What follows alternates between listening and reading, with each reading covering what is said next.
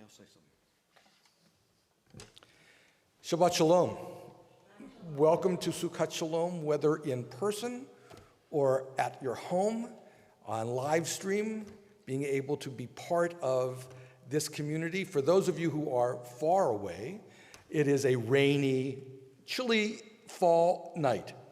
And so one of the advantages of live streaming is that those who wish to avoid the weather can be at home in their warmth. We are in our sanctuary, again, in the warmth of a Sukkot Shalom in this shelter. And we welcome, from this sacred space, we welcome sacred time, the time of Shabbat. Let's welcome you into this sanctuary. Lord, prepare me, be a sanctuary, pure and holy, tried and true, with thanksgiving. I'll be a living sanctuary for you, with thanksgiving. I'll be a living sanctuary for you.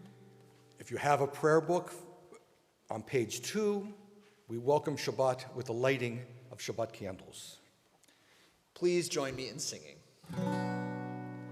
Baruch atah Adonai, Eloheinu melech haolam, asher kidshanu b'mitzvotav, v'tzivanu lehadlik ner shel Shabbat. Shabbat is always beautiful. Even when it is cold and rainy, it is still a beautiful day. And so on page 10, the second reading down on the page, Ma yafeh hayom, Shabbat Shalom. How lovely is this day, a Shabbat of peace. Ma yafeh hayom, Shabbat Shalom. Ma yafeh hayom, Shabbat Shalom. Shabbat, Shabbat Shalom. Shabbat, Shabbat Shalom. Shabbat, Shabbat Shalom. Shabbat Shalom. Ma yafeh hayom, Shabbat Shalom. Ma yafeh hayom, Shabbat Shalom. We welcome the Sabbath bride, the Sabbath queen, Lecha Dodi on page 20 and page 21. Lecha Dodi, likat kala, Pnei Shabbat, nekabela. Lecha Dodi, likat kala, Pnei Shabbat, nekabela. Shamor v'zachor b'dibur echad, hishmianu el hamiuchad, Adonai echad u'shmo echad, l'shem u'tiferet v'litchila lecha Dodi, likat kala, pnei Shabbat, nekabela. Lecha Dodi, likat kala, pnei Shabbat, nekabela. Likrat Shabbat lechu v'nelcha, ki hi mekor havrecha, merosh mekedem nesucha, sof ma'aseh b'machshava tchila lecha Dodi, likrat kala, pnei Shabbat,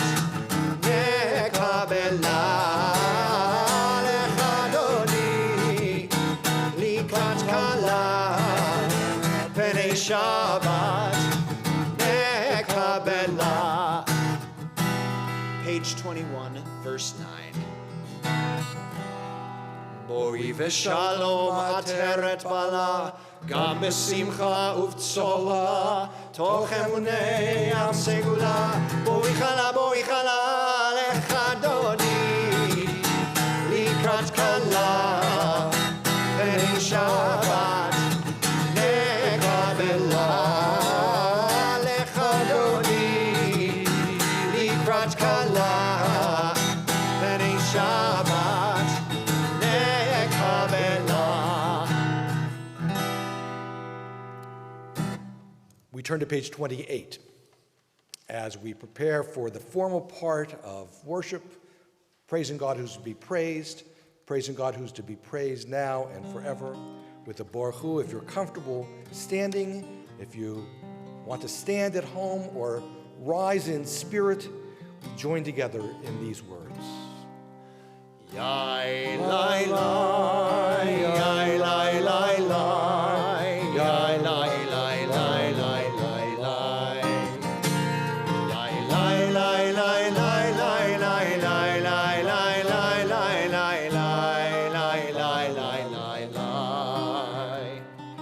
Baruch Hu et Adonai hamevorach. Baruch Adonai hamevorach leolam vaed. We thank God for bringing on the evening, this time of rest, this time of gathering, this time of taking a breath in our week, a time of peace. We thank God for God's love for all of us. Baruch atah Adonai, Ohev Amo Yisrael. Blessed is the Eternal One who loves God's people Israel. On page 34, the words that unite us with the one God, unite us as one people, one humanity, one world. Hear, O Israel, Adonai our God, Adonai is one. Shema Yisrael, Adonai Eloheinu, Adonai Echad. Shema Yisrael, Adonai Eloheinu, Adonai Echad. Shema Yisrael, Adonai Eloheinu, Adonai Echad. Shema Yisrael, Adonai Eloheinu, Adonai Echad. Baruch Shem Kevod Malchuto, Leolam Vahed. Baruch Shem Kevod Malchuto, Leolam Vahed. Shema Yisrael, Adonai Eloheinu, Adonai Echad. Shema Yisrael, Adonai Eloheinu, Adonai Echad. Please be seated. Slightly more creative words of Vahavta, the translation, loving the eternal our God with all of our hearts, with all of our minds, with all of our souls. Slight word change by Julie Silver. Join in this singing of the Vahavta. Love Adonai your God with all your heart and with all your soul and with all your might. And these words which I command you on this day shall be in your heart, shall be in your heart. Teach them faithfully unto your children. Speak of them when you sit in your house, when you walk by the way, when you lie down, and when you rise. Bind them for a sign upon your hand, that they may be a symbol between your eyes. Write them on the doorposts of your house and upon your gates, and upon your gates. Teach them faithfully unto your children. Speak of them when you sit in your house, when you walk by the way, when you lie down, and when you rise.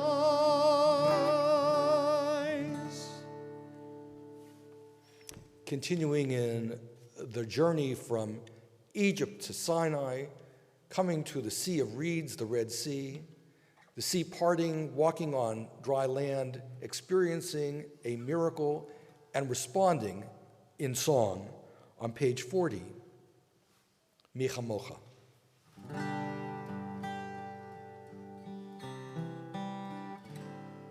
The water is wide, I cannot get home, and neither have I wings to fly. Bring me a boat that can carry two, and both shall row, my love and I, mi chamocha ba'elim Adonai, mi chamocha nedar b'kodesh, norati lo tosef eleh, norati lo tosef eleh.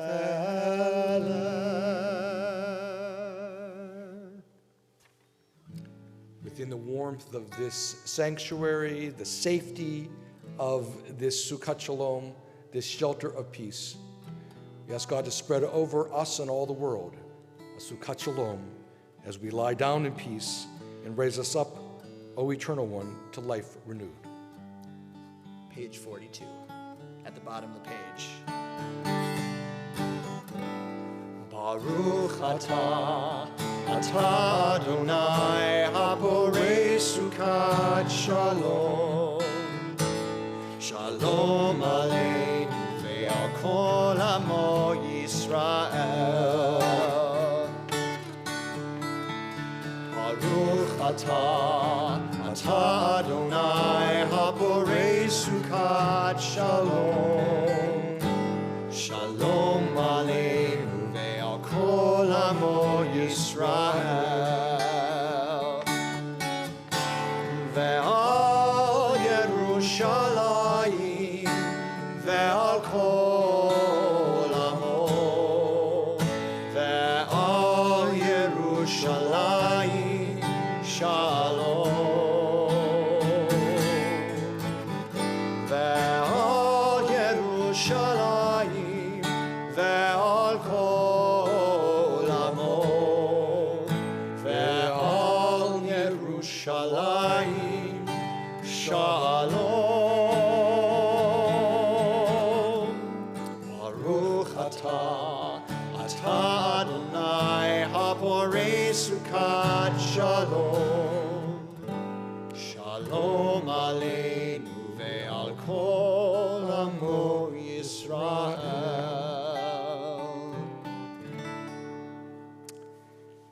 Last Sunday, many of you joined us for a visit, at least a virtual visit, with Professor Dr. Susanna Heschel, who also spoke beautifully about the heritage and legacy of her father.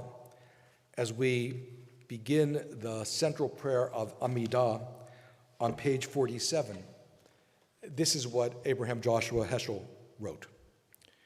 Prayer invites God's presence to suffuse our spirits, God's will to prevail in our lives. Prayer may not bring water to parched fields, nor mend a broken bridge, nor rebuild a ruined city, but prayer can water an arid soul, mend a broken heart, rebuild a weakened will. The central prayer of Amidah, if you're comfortable standing or rising in spirit, on page 46, we ask God to open our lips that our mouths may declare God's praise. Adonai, sefatai tiftach ufi agid tehilatecha.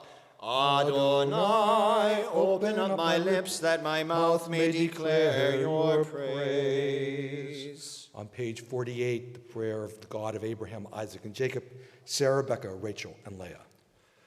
Baruch atah Adonai, Eloheinu ve'Elohei avotenu v'imotenu, Elohei Avraham, Elohei Yitzchak, ve'Elohei Yaakov, Elohei Sarah, Elohei Rivka, Elohei Rachel, ve'Elohei Leah, Ha'el Hagadol, Hagibor ve'Hanora, El Elyon, Gomel Chasadim Tovim, Ve'koneh ha'akol, Ve'zocher chazdei avot v'imahot, Umevi geula livnei v'nehem, Lema'an shemo be'ahava, Melech ozer u'moshia u'magin, Baruch atah Adonai, Magin Avraham, Ve'ezrat Sarah. On page 50, the second of the blessings about God's might, and as we have turned to winter, the words change. Join with me in reading. You are forever mighty, Adonai. You give life to all. You cause the wind to shift and the rain to fall. You sustain life through love, giving life to all, through great compassion, supporting the fallen, healing the sick, freeing the captive, keeping faith with those who sleep in the dust. Who is like you, source of mighty acts?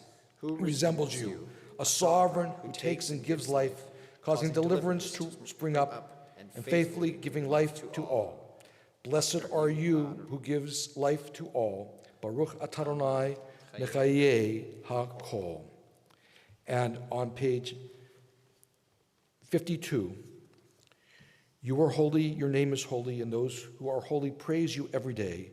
Blessed are you, Adonai, the holy God. Baruch atah Adonai ha'el hakadosh. Please be seated.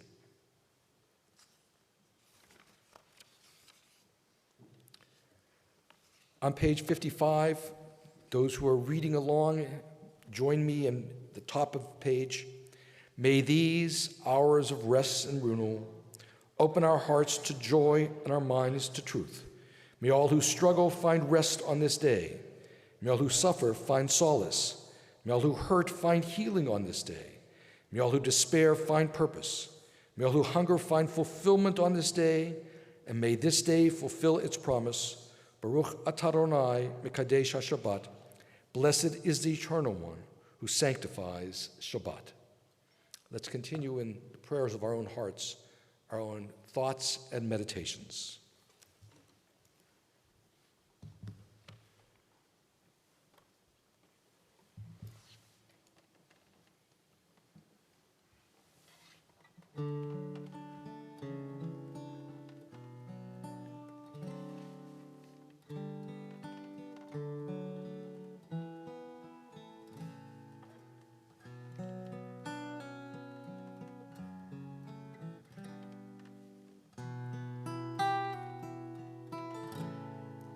On page 62, towards the bottom of the page, we offer this prayer for peace.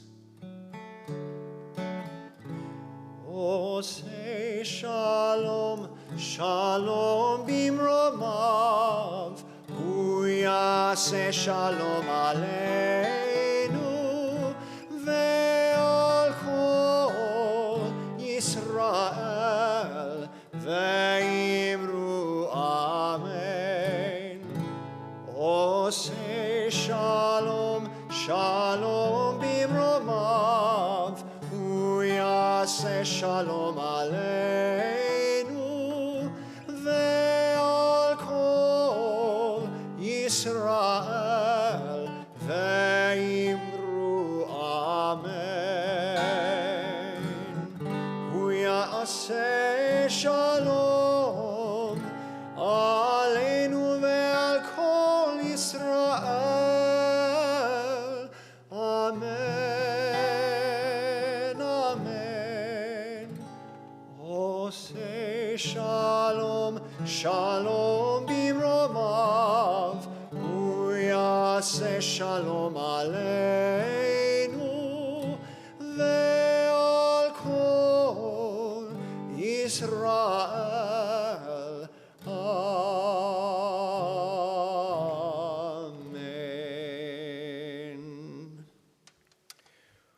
We want to offer prayers of healing and well-being. Misha Beirach on page 253.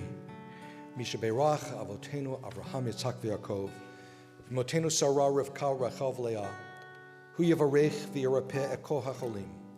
May the one who blessed our fathers, Abraham, Isaac, and Jacob, our mothers, Sarah, Rebecca, Rachel, and Leah, bless, heal, comfort, and support all those who are ill, all those who seek your strength and your healing.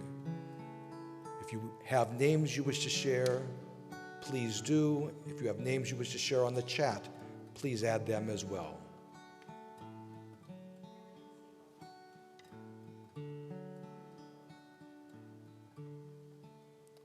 Baruch atah Adonai rofeh hacholim. Blessed is the one who heals the sick. Yishabeirach avotenu mikor habracha limotenu. May the source of strength, who blessed the ones before us, help us find the courage to make our lives a blessing, and let us say, Amen. Yishabeirach imotenu mikor habracha lavotenu.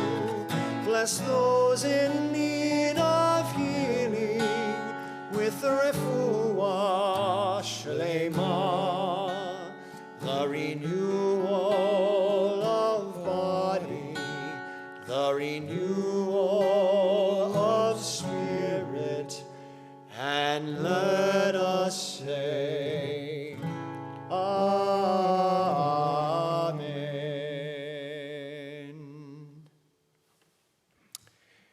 So tonight is the first in a series of sermons I intend to give over the course of this year, this being the year prior to my retirement at the end of June.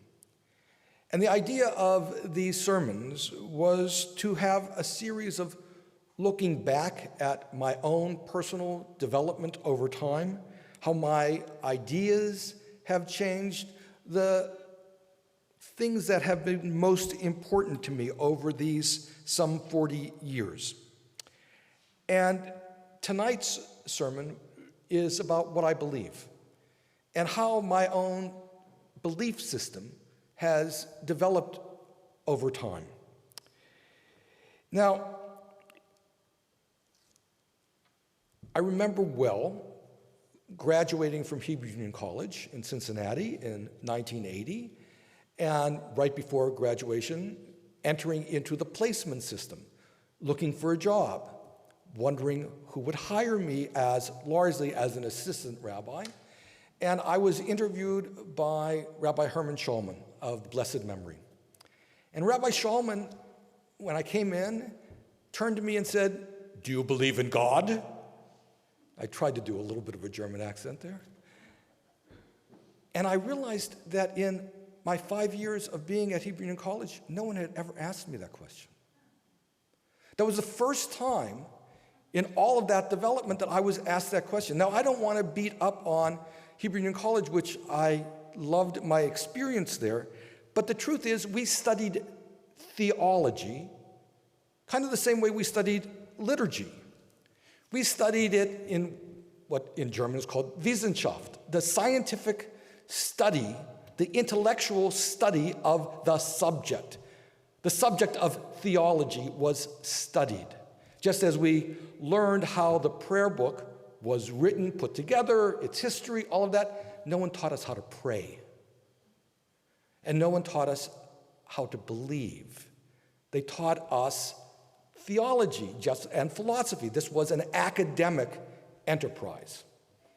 And, certainly I related to Maimonides' ideas of the negative proof of God, that you could only prove God for what God was not, that God was not corporeal, not in human body, that not that God was good, but that not being good was not God. That was Maimonides' philosophy. We studied theology as an intellectual enterprise. And we never really confronted the issue of our own personal belief. And so when Rabbi Shulman asked me that, I was kind of a little bit intimidated by the question because it had not really come up in those 5 years. It was really after Hebrew Union College that I had to confront this issue. Before going to seminary, I taught in a secular high school, boarding school, and largely a non-Jewish world. And when I announced that I would go to seminary, I was asked, was I called? Well, that seemed a very Christian question, to be called. But over time, I started understanding what it meant. I started understanding that being called is knowing who you are and knowing what gifts you have and how you can best fulfill them and, in Maslow's terms, self-actualize yourself. Only in recent years I've turned to the apocryphal or a phrase ascribed to Mark Twain, that the two most important days of your life are the day you're born and the day you discover why. And so I entered Hebrew Union College partially because I was discovering why, and I thought that this would be the right place for me. But it was not based on some call or revelation from a God above. For those of you who heard my Kol Nidre sermon or who have gone to it on YouTube or Facebook still, I talked about growing up with Richard Rubinstein as my childhood rabbi, and Rubinstein wrote after Auschwitz and was known as one of the death of God theologians, although I think that was inaccurate in terms of his belief that the pediatric concept of God was dead, not that God was dead. But I saw myself partially because of Rubinstein and rejecting that pediatric idea as a humanist, a religious humanist, a Jewish humanist, but seeing the divine in the human experience. And there were multiple influences on me over these 40 years since ordination, and one of the key ones was Harold Kushner. Harold Kushner, who wrote When Bad Things Happen to Good People. Now, I happen to think that that's one of the great books of theology because it talks about the role of God in human affairs, not as an active participant in human affairs, but as who we go to, or a source, I should say, a source of comfort, support, spiritual identity. As Rubinstein rejected a God that intervened in human history, Kushner rejected a God that intervened in human affairs. in someone's illness or someone's death. And for few of you who still remember the mythic history of Sukkot Shalom and room 129. Room 129 was a room at the Community Recreation Center where adults met during their children's Sunday program and talked about issues. And one year, we read all of Harold Kushner's books in that room 129 discussion. And what's key in Kushner's theology and what so affected me was it's not why bad things happen to good people, but when things happen to good people. And then there's an implication of now what? When bad things happen to good people, now what? And we don't blame God for bad things, but we may turn to God, to divinity, to spirit for the support, the guidance, the inspiration to get us through those moments and to realize that we are part of a greater story. Kushner and Harold Schulweis developed what they called predicate theology. Predicate theology is not that God is good or that God is just, but goodness is godly. Justice is godly. And that predicate theology and that humanist view of God spoke to me and still speaks to me. In continuing studies and teachings, I also looked at text. Moses sees the burning bush, and that's an act of revelation of God speaking to Moses. And Moses says, "What's your name?" And God says, "Ehyeh," and which means more or less, "I will be." I actually think God might have said, "Let me be, let me alone, stop bothering me." But God says, "Ehyeh," or "Ehyeh asher ehyeh," I will be who I will be. I will be what I will be. It's not an answer. Moses was asking for God's name, and God just says, "Ehyeh." But Ehyeh is kind of the sound that comes off of a very hot fire in the middle of the desert. Ehyeh. It's coming out of the desert, out of that fire, out of the burning bush. And in fact, God's proper name are those same open vowels, Yud, He, Vav, He. Each of those are a vowel sound, not a consonant. And Yud, He, Vav, He, which we don't say because we don't say God's name, and we don't know how God's name was ever pronounced, and to say Jehovah or Yahweh is a misreading of the text that was not intended to be spoken. But that Yud, He, Vav, He is probably that same breath. And I'll come back to the image of that. But one of the teachings that may be one of the takeaway teachings of Rabbi Sam Gordon is Yud, He, Vav, He is a name, God is a job description.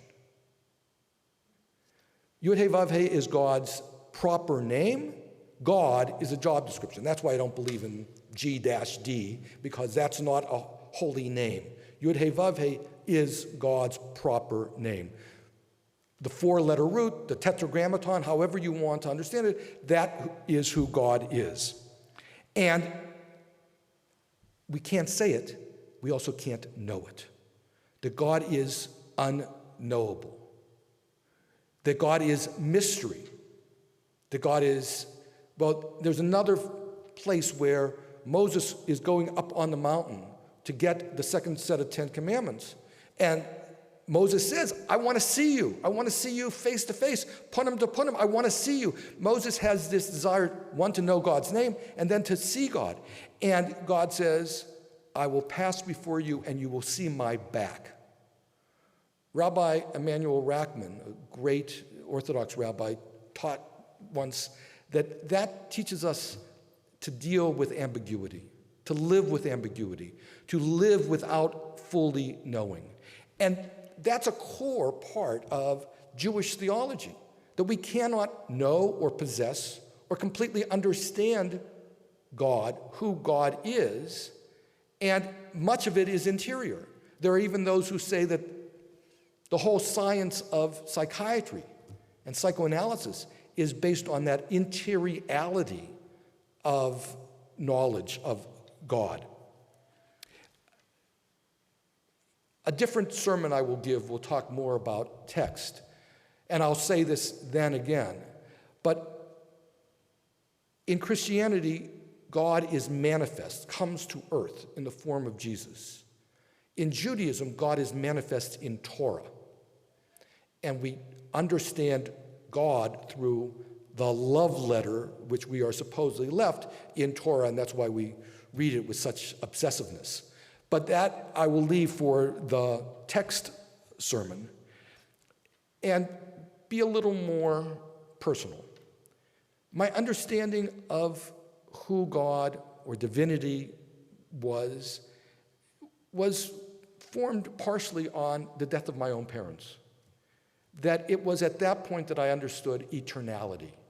That there was something eternal, that was something that goes beyond us, that something that is immortal in us or outside of us that still is there.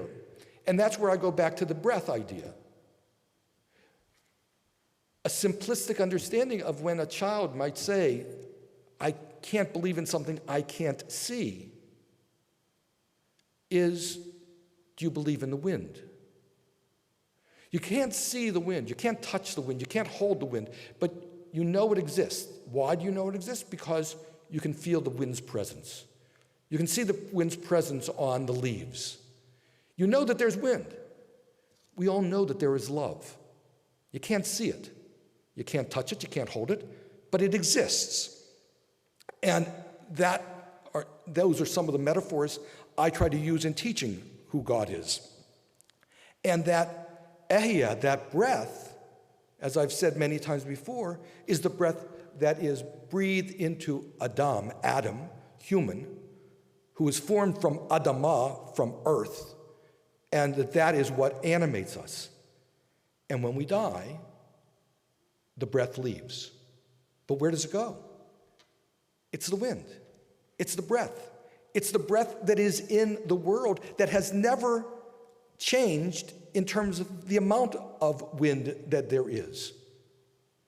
There is something eternal about us in the breath that has been breathed into us mythically through Adam from Adamah.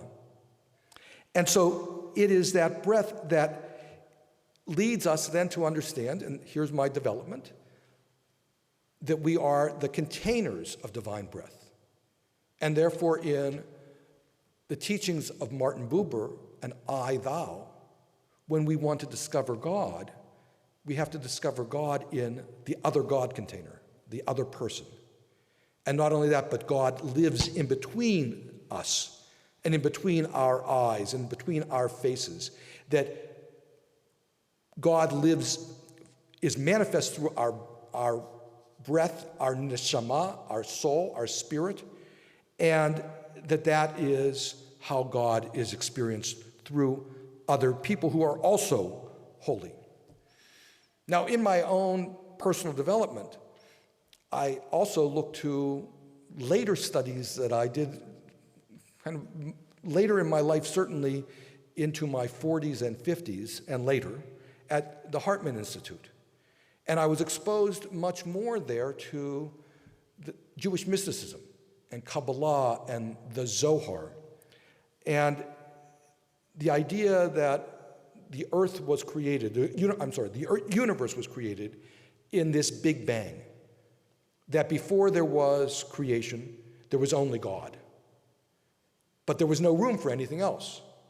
So in order to make room for everything else, God had to withdraw, become small, and that left a vacuum of this vessel that contained God, and that vessel exploded because of the vacuum. And the shards of that vessel contain the essence of God or the spark of God. And it is our job to find the sparks in everything and to do an act of repair. That's where tikkun olam really comes from. It doesn't mean serving sandwiches down in a homeless shelter. Tikkun olam means repairing the brokenness of that world. And I'll talk about more of that in terms of when I talk about Shabbat, because that imagery of Kabbalah and the Zohar is deeply embedded, particularly in Kabbalat Shabbat. But this idea that we find the divine in all these small parts, and that the other part of the Zohar, again, what I learned from Melila Hellner at Hartman and from others, is that the Kabbalistic concept was that there are aspects of God, Sefirot, and that God, the highest aspect is Ein Sof, there is no end, but then there's also this intimate part of God, which is Shekhinah, and that God lives in balance between justice and mercy, between power and beauty, and so forth, and that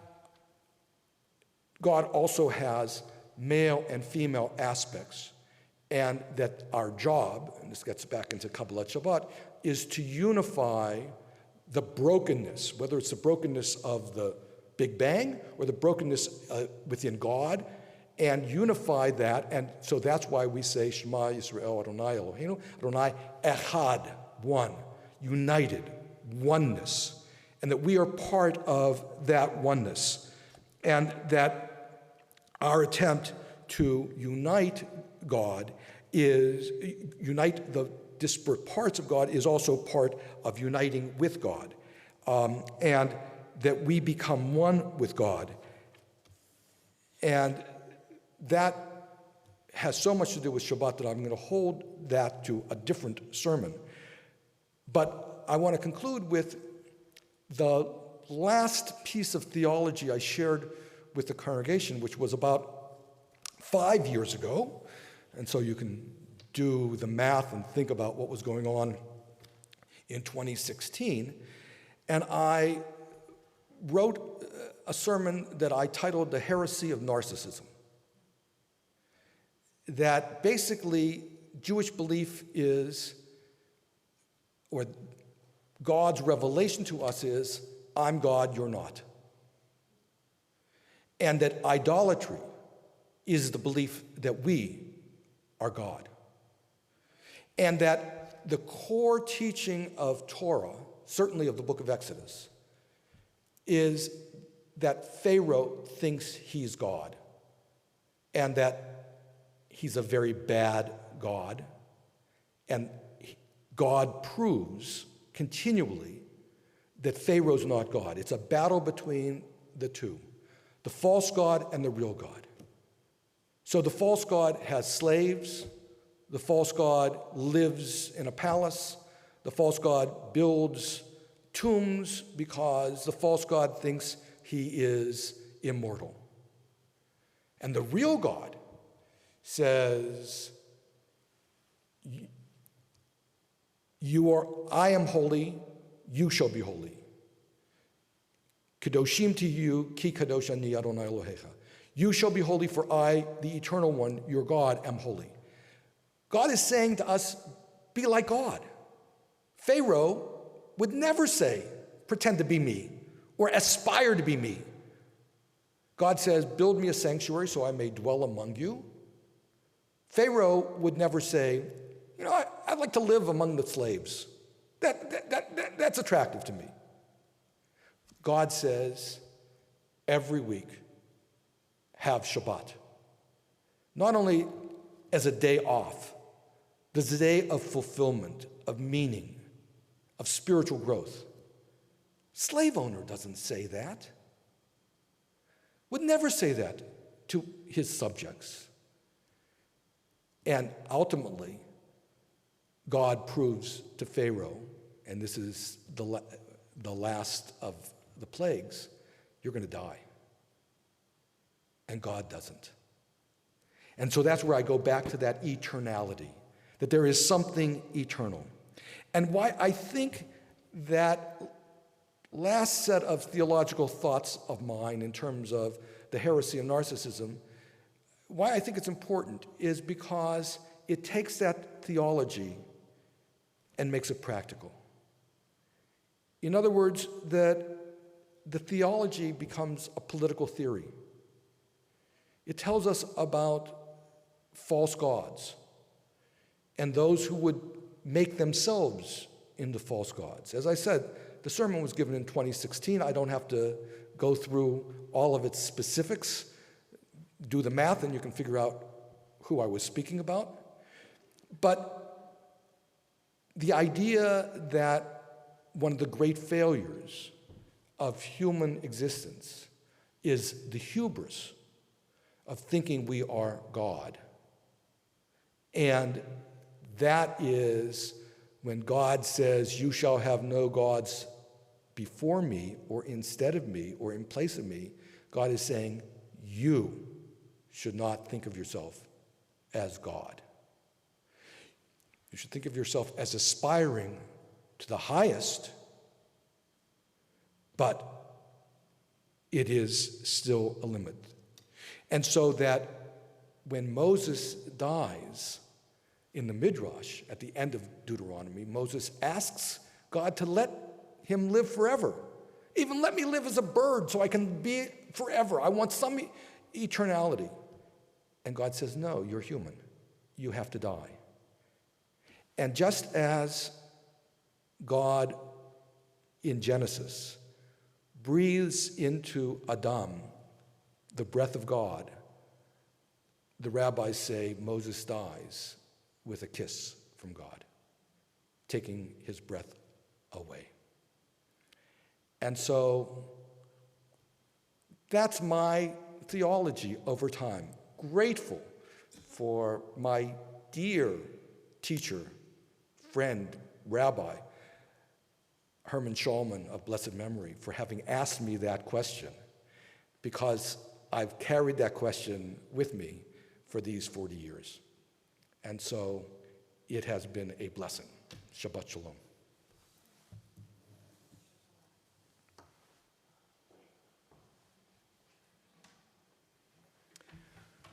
Let us continue in our prayers, turning to page 282. If you're comfortable standing in physically or in spirit, we rise for the Aleinu. עלינו לשבח לאדון הכל, לתת גדולה ליוצא בראשית, שהוא נוטה שמיים ועושה ארץ, ומושב יקרו בשמיים ממעל, שכינת עוזו וגובה מרומים, הוא אלוהינו אין עוד. ואנחנו קוראים ומשתחווים ומודים לפני מלך מלכי המלכים הקדוש ברוך הוא. And on page 287, middle of the page.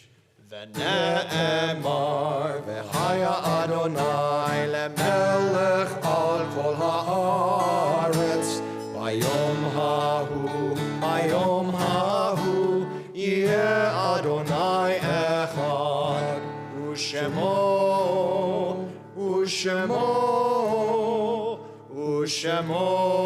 אחד.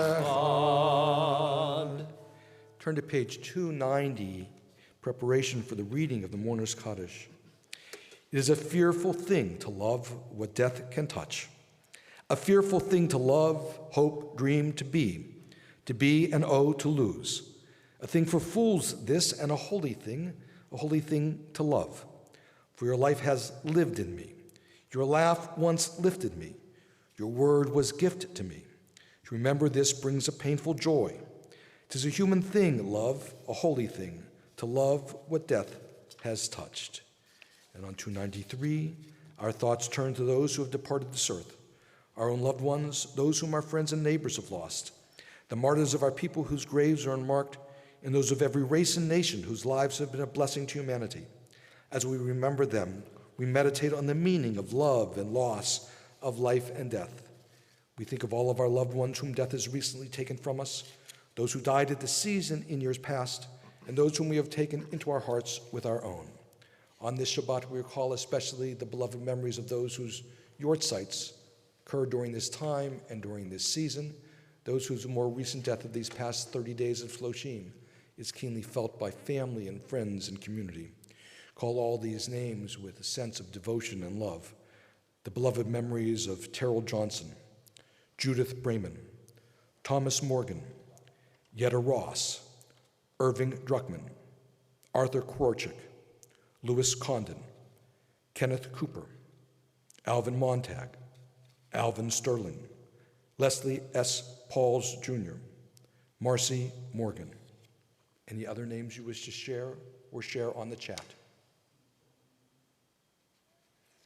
Zecher Tzadikim Livracha, may the memory of the righteous be an abiding blessing, as together on page 294 we say, Yikadal v'kadash shemei rabbah, B'alma divrach yirutei, B'yamlich malchutei, B'chayechon u'v'yomechon, V'chayedecho Beit Yisrael, B'gala u'vizman kariv v'imru amen. Yehei shmei rabbah mevorach li'olam almei almaya, Yiparach v'yishtabach v'yitpa'ar v'trumam v'yitnaseh, V'tadar v'yitalev v'yithalau, Shemei dekudusha b'richu, Leila min kol birchata v'shirata, Tushbachata v'nechamata, Da'miram bi'alma v'imru, Amen. Yehei shlama rabba min shemaya, V'chayim aleinu v'al kol Yisrael v'imru, Amen. Oseh shalom b'mramav, Hu ya'aseh shalom, aleinu v'al kol Yisrael v'imru, Amen. May the source of peace grant peace to all who mourn, comfort to all who are bereaved. Amen. Oseh shalom b'mramav, hu ya'aseh shalom, aleinu v'al kol Yisrael, v'yimeru, amen. Shabbat Shalom. I do want to remind you of one thing, that the next of the sermon series will take place on Shabbat of November 12th, and also that same weekend on the 14th will be our next guest scholar, our joint guest scholar event, which will be that Sunday. That will be Professor Stephen Ray, who is the immediate past president of Chicago Theological Seminary. So we want to invite all of you to participate on that Sunday in our second guest scholar event, and the Friday night before our second of these sermons series. Shabbat Shalom.